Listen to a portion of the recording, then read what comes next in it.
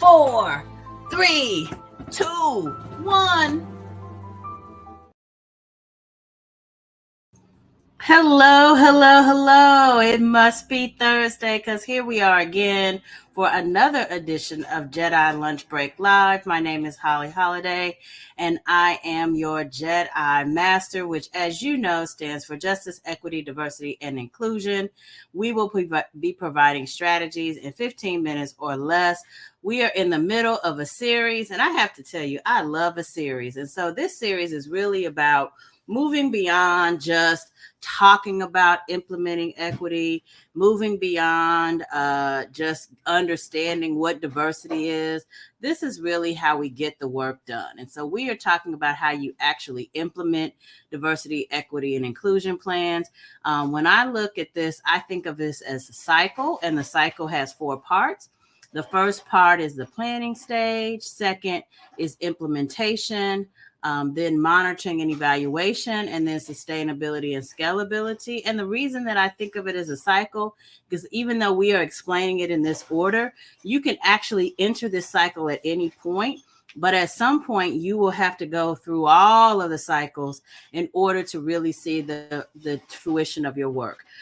These cycles also are certainly time bound, but everyone's time is based on their level of commitment and resources to the project. So, and commitment and resources is, of course, includes money, but also includes time, and includes where your organization starts. And you will go through this cycle many times. As a matter of fact, I say to people, it is fair and appropriate for you to implement this cyclical nature of equity plans into the way that your organization functions and operates. So we have completed talking about the planning cycle, and now we are in the middle of discussing the implementation cycle. The implementation cycle, we start out with talking about leadership and governance. Then last week, we talked about staff training. This week, we are talking about pilot testing. So I love a pilot. A pilot is an excellent way for you to test whether or not what you want to implement might work. What it allows you to do is to implement your idea or program on a small scale, and then you can figure out if it works. And then it allows you to also assess scalability. So why do we look at it? First, what a pilot does is allows you to assess your risk. This allows you to see if it's going to work for you, and to understand the risk and the challenges and any issues that may arise, so that you're prepared for those before you go full throttle. The other thing that a pilot program does is it gives you your feasibility. It says, is this even possible? And this encourages more creativity and innovation, because it doesn't necessarily require you to do all the things. Let's see if it works on a small scale to see if it works for us. It allows you to learn and get the experience of having done it, which can be great, because when you're trying new things, not only is it new to the organization, it's also new to your team members. So it allows you to use that to find out if you have the right team members, if they have the right skill sets. Is this an opportunity for professional development? And of course, you learn, and you learn about whether or not it gives them an opportunity, gives your team members an opportunity to have hands-on experience, to think about improvements, and more importantly, to have a deeper understanding about how the project might work. Of course, stakeholders, this is a way for you to get not just your team involved, but anybody who may be impacted. Let them know that it's something that you're working on. This can include your customers, your users, partners.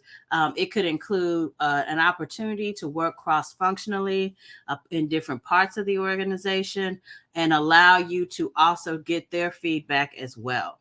Of course, we know cost and iterative development, which means that now you use what you've learned to do it better. which also leads into performance management, making sure that you have done everything you need to do. From a pilot, this allows you for when you go wide to set benchmarks, make sure your expectations are reasonable, and of course, measure your progress against those stated goals.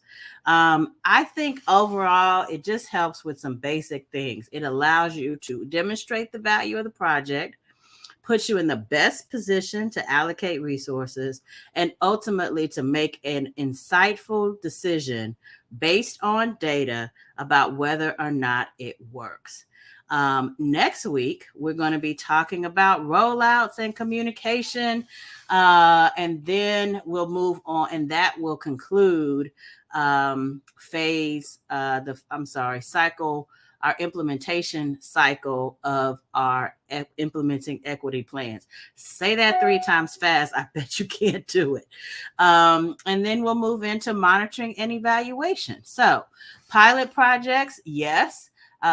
It's important when putting the pilot project together to think about risk, feasibility, opportunities to learn, engaging your stakeholders, managing cost, think about performance measurements, and ultimately this will allow you to be in the best position to make a decision about whether or not to move forward and how to allocate resources.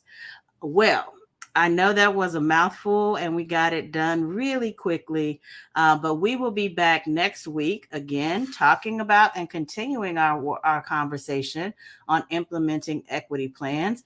Next week, we talk about the rollout and some of the things you need to do in order to roll it out. And we will also discuss communication. And then the week after that, we'll be into monitoring and evaluation.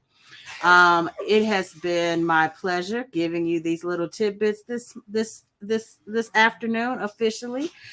We hope to see you back. Be sure you like, follow, and share with Holiday Advisors and all of the social media platforms. We'll see you next week.